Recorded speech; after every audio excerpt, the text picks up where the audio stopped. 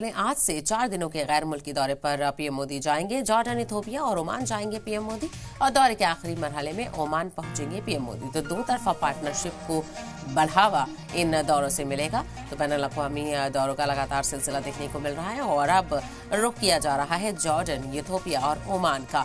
तो आज से 4 दिनों के गैर मुल्की दौरे पर रवाना होंगे वज़ीर-ए-आज़म नरेंद्र मोदी। दौरे के आखिरी मरहले में ओमान पहुंचेंगे और इन सभी मुल्कों में दो तरफा पार्टनरशिप को लेकर बातचीत होगी। तो पहली बार इथोपिया जा रहे हैं पीएम मोदी। इसके अलावा जॉर्डन और ओमान भी जाएंगे पीएम मोदी, जहां पर स्ट्रैटेजिक पार्टनरशिप और दो तरफा ताल्लुकात को बढ़ावा देने के लिए चर्चा होगी। तो आज से 4 दिनों के गैर मुल्की दौरे पर रवाना होंगे पीएम, और जिसमें जॉर्डन, इथोपिया, ओमान भी जाएंगे पीएम मोदी। दौरे के आखिरी मरहले में ओमान पहुंचेंगे पीएम। दोनों जगहों पर किस तरह से ताल्लुकात बढ़ेंगे और दो तरफा पार्टनरशिप को लेकर बढ़ावा इस मौके पर देखने को मिलेगा।